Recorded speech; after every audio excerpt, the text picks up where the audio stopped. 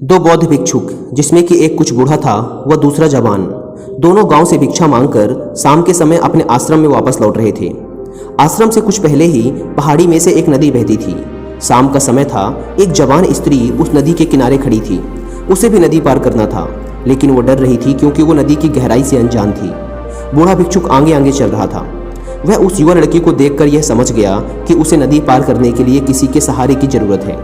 बूढ़े भिक्षुक का मन हुआ कि उसे हाथ से सहारा देकर नदी पार करा दे, लेकिन स्त्री को सहारा देने के ख्याल मात्र से ही उसके अंदर वर्षों की दबी हुई वासना एकदम खड़ी हो गई। स्त्री के हाथ को छूने की कल्पना मात्र से उसकी नस नस में, रग रग में मानो बिजली दौड़ने लगी। उसने 30 वर्षों से किसी स्त्री को नहीं छुआ था और अभी छूने के ख्याल मात्र से ही सारे प्राण कांपने लगे। एक तरह के बुखार ने उसके सारे व्यक्तित्व को घेर लिया है। उसने एक गहरी सांस ली। वो अपने मन को समझाया, ये कैसी गंदी बात सोच ली, कैसी पाप की बात सोच ली। मुझे क्या मतलब, कोई नदी पार हो या ना हो, उसके लिए मैं अपना जीवन, अपनी साधना क्यों बिगाड़ूं? इतनी कीमती साधना, 30 वर्षों की साधना इस लड़की पे लगा दूं? हरगिज नहीं। यह कहकर उसने अपनी आंखें बंद कर ली, लेकिन वो जवान स्त्री तो आंख बंद करने पर भी दिखाई दे रही थी, या ये कहो कि और भी ज़्यादा आकर्षक दिखाई देने लगी, क्योंकि अब मन जाग गया था। सोई हुई वासना जाग गई थी। आंख बंद किए हुए ही वो लड़की के बगल से होता हुआ नदी में उतर गया। अब ये बात आपको पता ही होगी कि जिस चीज़ से आंखें बंद कर ली जाएं, वो असलियत में उतनी सुंदर कभी नहीं होगी जितनी आंख बंद करने या उससे ज़बरदस्ती मुंह फेरने पर वो लगने लगती है। उसने आंख बंद की और वो स्त्री उसके लिए अप्सरा हो गई। दरअसल सारी अप्सराएं ऐसे ही पैदा होती हैं, बंद आंखों से। दुनिया में सिर्फ स्त्रियां हैं, लेकिन आंख बंद करने व जबरदस्ती खुद को स्त्रियों से दूर करने की कोशिश में वो हमें अप्सराएं लगने लगती हैं। आंख बंद करते ही सपना शुरू हो जाता है। क्योंकि उस भिक्षुक ने जबरदस्ती अपनी आंखें बंद कर ली थी, इसलिए अब मन में वो उस स्त्री को ही देख रहा था। उसके मन में एक सपना शुरू हो गया था। वो स्त्री उसे आकर्षित कर रही थी। उसका मन कहता है कि ये तो गलत बात है कि किसी मुसीबत में फंसी स्त्री की सहायता न करो, लेकिन तुरंत ही उसका दूसरा मन कहता है कि ये सब बेईमानी है, अपने को धोखा देने के तरीके खोज रहे हो। ये सहायता नहीं, बल्कि तुम उसे छूना चाहते हो। साधुओं के लिए स्त्रियां केवल एक समस्या हैं। नदी के घाट पर उस साधु का मन अशांत है और 2 हिस्सों में बढ़ जाता है।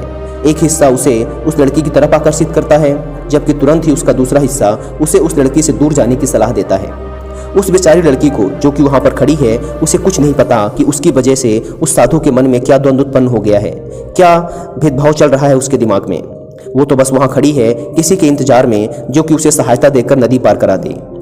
इसी उधेड़-बुन व अशांत दिमाग के साथ वो नदी पार करता है, लेकिन उसे याद आता है कि उसका साथी तो पीछे रह गया। कहीं उस जवान औरत पर दया खाकर उसे नदी पार कराने के चक्कर में उसे छूने की भूल ना कर दे, इसलिए उससे पहले ही उसे सचेत कर देता हूँ। यह सोचकर वो पीछे मुड़ता है, लेकिन वो देखता है कि भूल हो चुकी है। वो जवान भिक्षुक उस औरत को कंधे पर लिए नदी पार करा रहा था। यह देखकर उस बूढ़े साधु के अंदर आग लग गई। ना जाने कैसा कैसा मन होने लगा। कई बार उसके दिमाग में आया कि कितना अच्छा होता यदि मैं ही उसे नदी पार करा देता, लेकिन अगले ही पल उसने खुद के मन को डांटा। ये क्या पागलपन की बात है, मैं और उस औरत को अपने कंधे पर लूं? 30 साल की साधना नष्ट करूं क्या? गंदगी का ढेर है औरत का शरीर, और मैं उसे अपने कंधे पर लूंगा? नर्क का द्वार है स्त्री। लेकिन दूसरी ही ओर उस युवा भिक्षुक के कंधे पर स्त्री को देखकर बूढ़ा भिक्षुक आग बबूला हुआ जा रहा था। उसने सोचा, आज जाकर गुरु को कहूंगा कि ये युवा सन्यासी भ्रष्ट हो गया है, अपवित्र हो गया है, इसे आश्रम से बाहर निकालो। तभी वो युवा भिक्षुक उस औरत को नदी की दूसरी ओर अपने कंधे से नीचे उतारता है और चुपचाप आगे बढ़ जाता है। वो दोनों चलते रहते हैं, लेकिन बूढ़ा भिक्षुक रास्ते में कुछ बात नहीं करता। जब वो आश्रम के द्वार की ओर बढ़ रहे थे, तब बूढ़े भिक्षुक ने सीढ़ियों पर खड़े होकर कहा, याद रखना, मैं चलकर गुरु को कहूंगा कि तुम पतित और अपवित्र हो चुके हो। तुमने उस स्त्री को कंधे पर क्यों उठाया? जवान भिक्षुक एकदम से चौंका। उसने कहा, स्त्री? उसे मैंने उठाया था और नदी पार छोड़ भी दिया, लेकिन ऐसा मालूम होता है कि आप उसे अभी भी ढो रहे हैं। आपने तो उसे उठाया भी नहीं था, लेकिन आप अभी भी अपने दिमाग में उसे ढो रहे हैं, उसके बारे में सोच रहे हैं। मैं पिछले कुछ समय से आपको देखकर सोच रहा था कि आप किसी ध्यान में लिप्त हैं, लेकिन आप तो उस औरत को नदी पार करा रहे थे अपने मन ही मन में। दोस्तों, इसी प्रकार हमारे जीवन में हम उन पुरानी बातों व चीज़ों को ढोते रहते हैं जिनको लेकर हमारे अंदर लड़ाई चल रही होती है, और हमें पता भी नहीं चल पाता कि हम पुराने मानसिक बोझ को अपने साथ ढो रहे हैं। हमें पता ही नहीं चल पाता कि हमारे साथ क्या हो रहा है।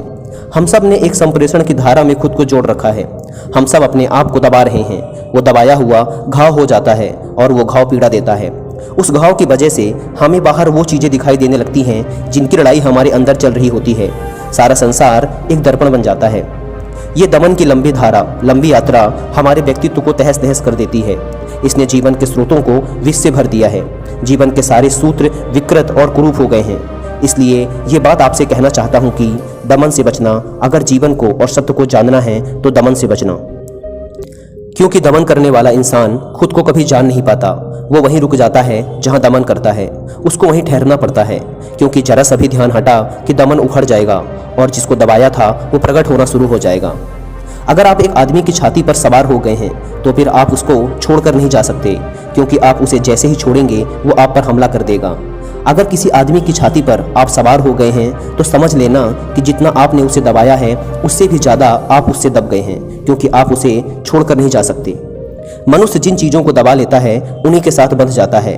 वो उनको छोड़कर हट नहीं सकता, कहीं जा नहीं सकता। इसलिए खुद के विचारों व भावनाओं को जबरदस्ती दबाने से बचना चाहिए, क्योंकि भावनाएं दबाकर आप दूसरों के सामने दिखावा तो कर सकते हैं, लेकिन आपके अंदर एक बवंडर, एक कलह उत्पन्न हो जाएगी और ये आपके अंदर अशांति व हीन भावना को पैदा करेगी। इसलिए यदि आप खुश रहना चाहते हो तो वर्तमान में जियो, पुरानी बातों को भूल जाओ, जैसे हो वैसे रहो। दूसरों के सामने अच्छा बनने के लिए खुद को मत दबाओ, क्योंकि आप जैसे हो वैसे ही अच्छे हो।